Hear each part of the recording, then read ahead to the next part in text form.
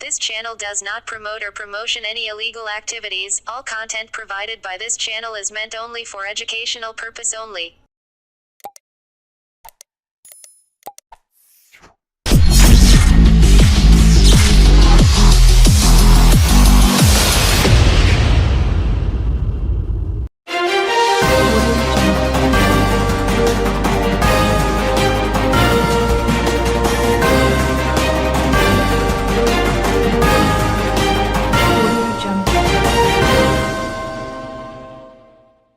বৈদ্যবাটি পৌরসভার দুটি পুকুর দীর্ঘদিন আগেই ভরাট করে দিয়েছিল অসাধু প্রমোটার চক্র।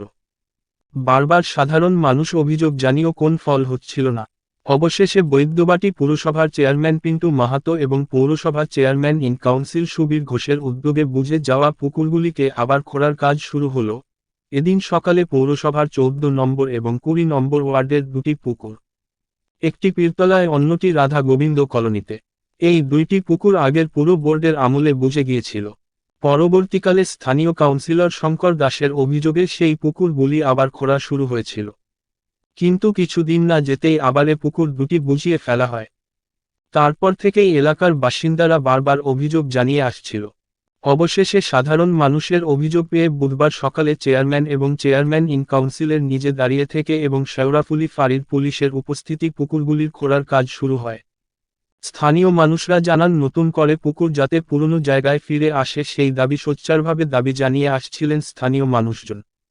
অন্যদিকে বৈদ্যবাটি পৌরসভার চেয়ারম্যান পিন্টু মাহাতো এবং chairman in council Subir Ghosh জানান, কয়েক বছর আগে পুকুর দুটি বুঝে গিয়েছিল, পরবর্তীকালে সেগুলোকে আবার খুলে দিয়েছিল পৌরসভা।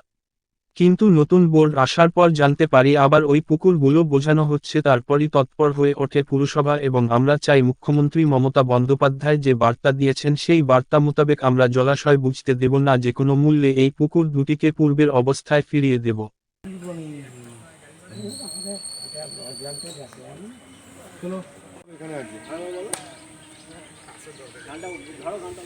ধরে রেখে বল, তাহলে আমরা এখান থেকে পুলিশ পাঠাচ্ছি আমি। হ্যাঁ,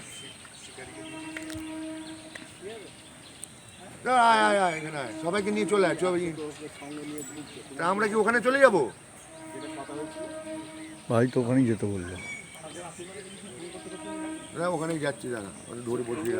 সূত্রে জানতে পারি যে 14 নম্বর ওয়ার্ডে একটা পুকুর আছে, যে পুকুরটা আগের বোর্ডে অরিন্দম গুইন আর সুবীর ঘোষ এসে পুকুরটা বোঝানো হচ্ছিল, সেই সময় তারা আটকায় এবং সেই পুকুরটা খনন করে। আবার এই বোর্ডে আমার কাছে খবর আসে যে এরম 14 নম্বরে ওই পুকুরটা আবার বোঝানো হচ্ছে। তাই আজকে আমরা আমাদের পৌরসভার পক্ষ থেকে আমি এবং পিডব্লিউডি সিআইসি এইখানে আসি এবং এসআই কৃষ্ণনন্দুকে অর্ডার দিই যে তুমি লেবার নিয়ে এসো। প্রথমে হাইডা ঢোকে নাকি রাস্তাটা দেখতে বলেছেন, কিন্তু এই রাস্তায় হাইডা ঢোকার মতন নয়, তাই ম্যানুয়াল লেবার দিয়ে এই পুকুরটাকে খোঁড়া হচ্ছে। এবং 20 নম্বর ওয়ার্ডেও একটা পুকুর এরম হচ্ছে, সেটাও একই সঙ্গে কাজ চলছে। আমরা এখান দিয়ে যাবো কাজটা কিভাবে চলছে দেখার জন্য। বৈদ্যবাটি পৌর এলাকায় যেখানে পুকুর বোঝানোর খবর পাবো সেইখানে আমরা কমপ্লেন পাচ্ছি না। পাবলিক কমপ্লেন পেলে পরে যার কমপ্লেনের ভিত্তিতে আমরা এফআইআর করব। আমি 14 কাউন্সিলরকে বলেছি একটা কমপ্লেন করার জন্য। ও বিএড পরীক্ষা দিচ্ছে বলে ও যেতে পারছে না। ও কমপ্লেনটা দেওয়ার পরেই আমি পুকুর মালিক যে আছে তার নামে এফআইআর করব। আপনারা দেখছেন আমাদের সারাপুলির ইনচার্জও এখানে এসছে, তাকে আমি খবর দিয়েছিলাম। আমরা এফআইআর করব তাদের নামে, যাতে প্রশাসন থেকে কোনো ব্যবস্থা নেয়। আর পৌরসভার আরো একটা কাঞ্চন পুকুর 13 নম্বর ওয়ার্ডে আছে, ওইটা জেসিপি ঢুকবে, ওইটাকে আমরা জেসিপি দিয়ে পুকুরটাকে খনন করব। অভিযোগ নাকি শাসক দলের নেতারা জড়িত? না না, এগুলো বাজে কথা। তাহলে শাসক দলের নেতারা জড়িত থাকলে পরে আমরাও তো শাসক দলের পৌর প্রধান সিআইসি, তাহলে আমরা কি করতে এসেছি এখানে পুকুর খনন করার জন্য? দেখুন, যেখানে মাননীয় মুখ্যমন্ত্রী এই ধরনের অসামাজিক কাজকর্মের সমর্থন করছেন না, প্রতিটা মিটিং এ আপনারা দেখছেন, রিভিউ মিটিং এ তিনি বারবার এইগুলোতে জোর দিচ্ছেন এবং প্রশাসনিক লেভেলে শুধু মুখে বেলে থেমে থাকছেন না, প্রশাসনিক লেভেলে তৎপরতা আছে। আপনি হকার উচ্ছেদ বলুন, যে কোনো সরকারি যে সিদ্ধান্তগুলো সেইগুলো আগে যে হতো সেইভাবে চলছে না। এখন সরকারি কিন্তু রিভিউ সরকারি লেভেলে, জেলা লেভেলে, এসডিও লেভেলে এই রিভিউ গুলো চলছে। তাহলে এই একবার খনন করার পরে আবার সাহসটা পাই না, ব্যাপার হচ্ছে যে যে পদ্ধতিগুলো আছে সেই পদ্ধতিতে আমরা ফিশারি ডিপার্টমেন্টকেও বলছি, আমি ডিএম এসডিও কে বলবো যে ফিশারি ডিপার্টমেন্ট যাতে আরো তৎপর হয়, যে যে কমপ্লেন গুলো যাচ্ছে পৌরসভা লোকাল সেল গভর্নমেন্ট থেকে সেইগুলো যাতে তারা ভালোভাবে ইনকোয়ারি করে এবং ভালোভাবে ব্যবস্থা নেয়। করা যদি ব্যবস্থা দু একটা যদি নেওয়া হয় তাহলে দেখবেন এই ধরনের অসামাজিক কাজকর্ম কেউ করার সাহস পাবেন।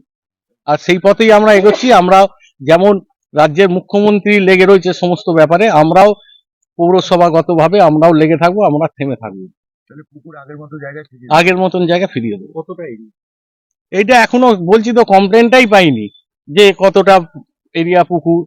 দরকার পড়লে আমি আমার ইঞ্জিনিয়ারকে দিয়ে এগুলো দেখিয়ে নেবো কতটা এলাকা পুকুর। আগের বারেও খনন করা হয়েছিল, সেই সময় তো কোনো মাপযোগ হয়েছিল যে কতটা- না, সেইটা আমায় দেখতে হবে যে মাপযোগ হয়েছিল কিনা, আমি পৌরসভায় খোঁজ নিতে হবে, সেইটা আগের বোর্ডে আমি দেখে নিচ্ছি।